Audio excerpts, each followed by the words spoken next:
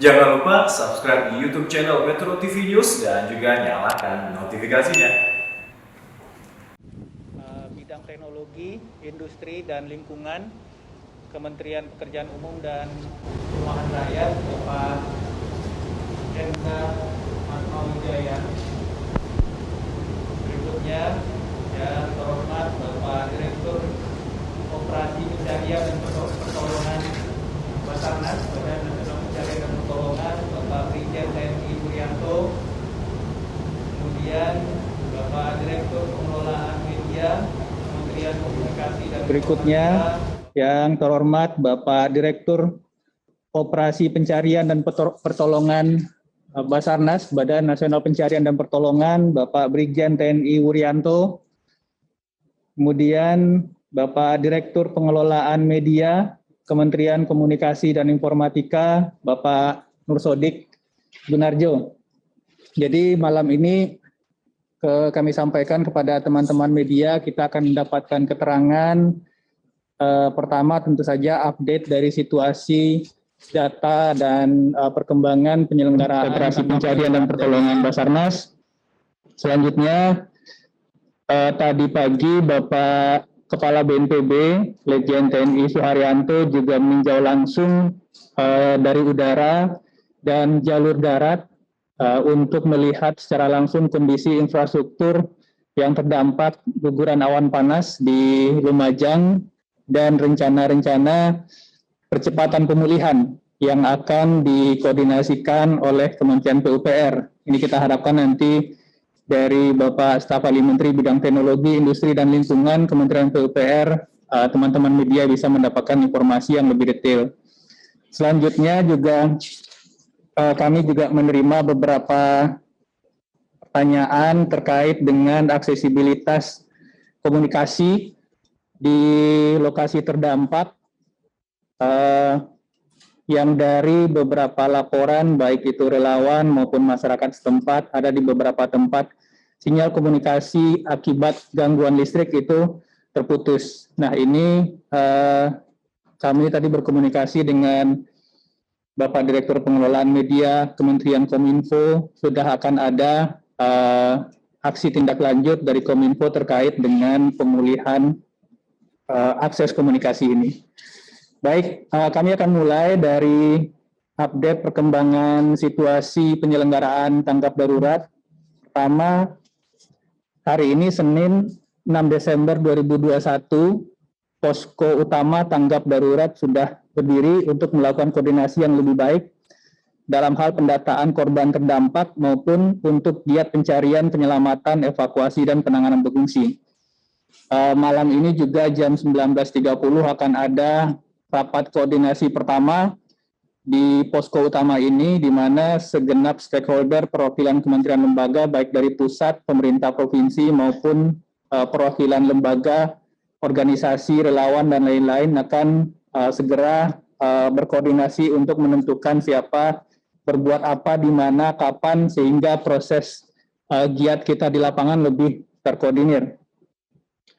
Kemudian dari update data pukul 17.30 waktu Indonesia Barat, jumlah korban meninggal yang dilaporkan oleh Pusdalop BNPB itu 22 orang. Di Kecamatan Pronojiwo 14 orang, kemudian di Candipuro 8 orang. 14 orang meninggal dunia di Pronojiwo, itu masih ada 5 orang yang belum teridentifikasi.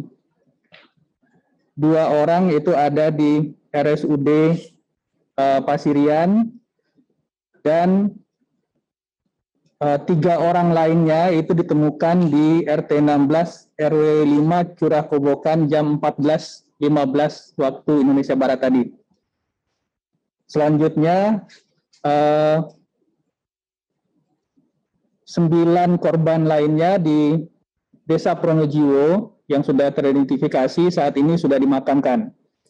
Untuk Kecamatan Candipuro itu ada 8 orang meninggal dunia, di mana ada 1 orang korban yang ditemukan di Kebon Deli Selatan jam 15.45 sore ini waktu Indonesia Barat yang masih belum diidentifikasi.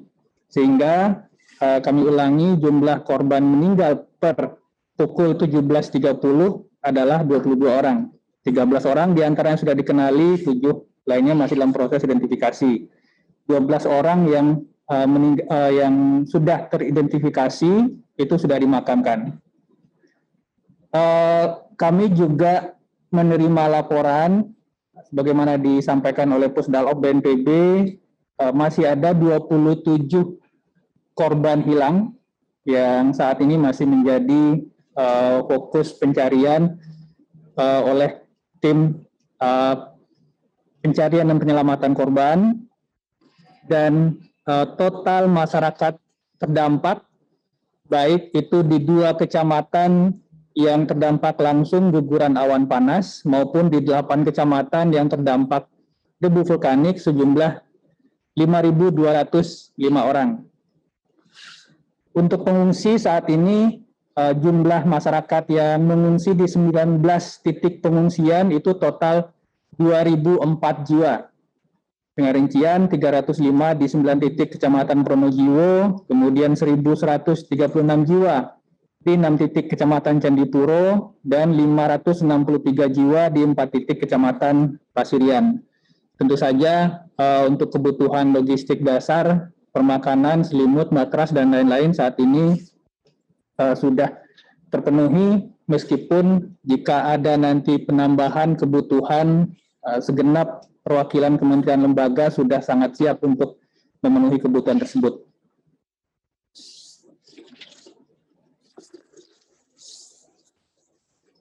Adapun hal-hal lain yang perlu kami sampaikan, pertama,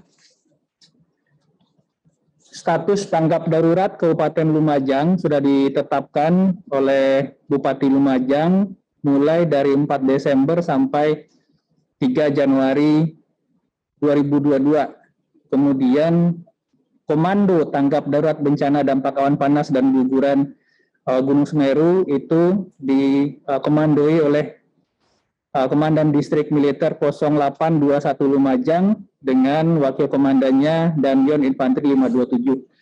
Wakil Komandan 2 Kapolres Lumajang dan Sekretaris Kalaksa BPBD Lumajang. Sekali lagi, posko terpadu sudah berdiri dan malam ini jam 19.30 akan rapat perdana untuk berkoordinasi dengan segenap entitas masyarakat, perwakilan masyarakat, kementerian lembaga, baik pusat maupun daerah yang saat ini ada di Lumajang.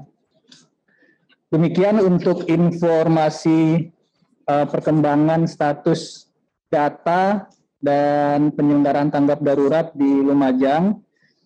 Kemudian untuk berikutnya kami berikan waktu kepada Bapak Hendra S. Atmawijaya jika sudah bergabung dengan kita. Bapak Staf Ahli.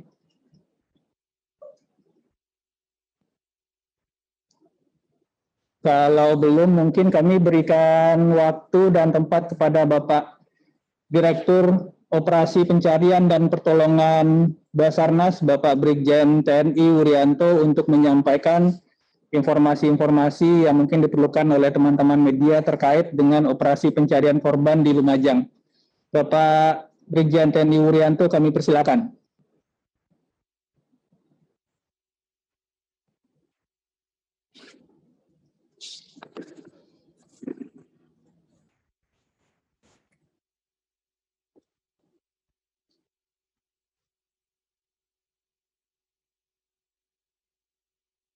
Bisa di-unmute mungkin?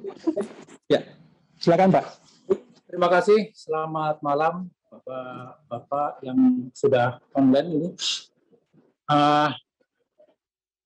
Terima kasih yang sudah disampaikan tadi bahwa dari Basarnas tentu seperti yang sudah disampaikan tadi, mulai dari kita menerima berita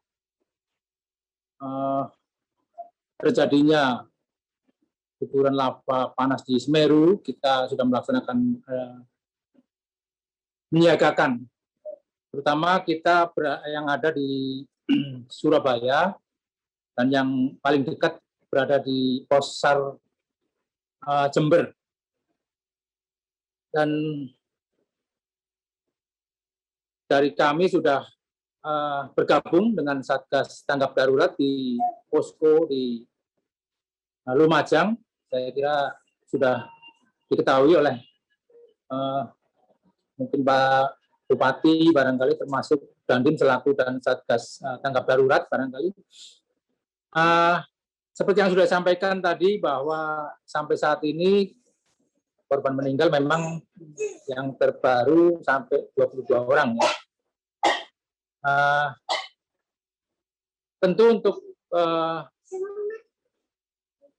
berikutnya, sesuai mungkin nanti akan kita gali dari informasi yang ada di lapangan.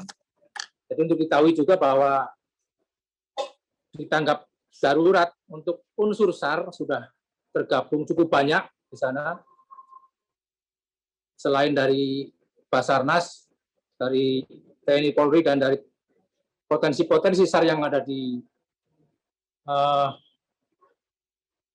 Jawa Timur, khususnya di Lumajang, sudah bergabung dan sudah bergabung di Satgas Tanggap Darurat. Dan saya kira ini sudah melaksanakan tugasnya.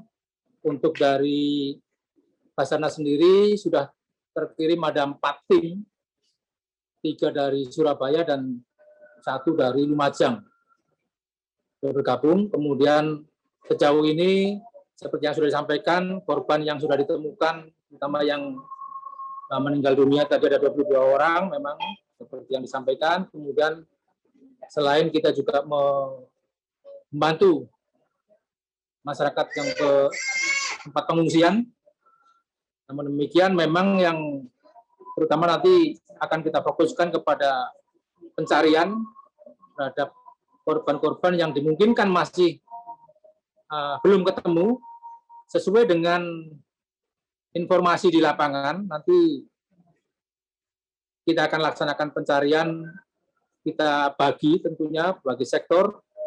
Jadi kita cukup banyak sudah yang tergabung dalam unsur SAR. Mudah-mudahan besok cuaca cukup baik, bersahabat, sehingga kita akan lebih mudah untuk menjangkau daerah-daerah yang perlu kita sisir. Mungkin yang dapat kami sampaikan itu mungkin ada barangkali perlu ada beberapa hal yang ditanyakan, nanti kami sampaikan lebih lanjut. Demikian Bapak, terima kasih. Terima kasih Bapak Direktur Operasi Pencarian Penyelamatan Basarnas. Kemudian kami jemput lagi Bapak Staf Ahli Menteri PUPR, Bapak Endra Atmawijaya, apakah sudah bergabung dengan kita? Baik, kalau masih belum, mungkin kami berikutnya ke Bapak Gunarjo dari Kementerian Komunikasi dan Informatika. Mungkin kami bisa, kita dan teman-teman media bisa diberikan informasi mengenai status rencana dari Kominfo terkait dengan pemulihan jaringan komunikasi yang ada di lokasi terdampak. Bapak Nur Sodik Gunarjo, kami persilakan.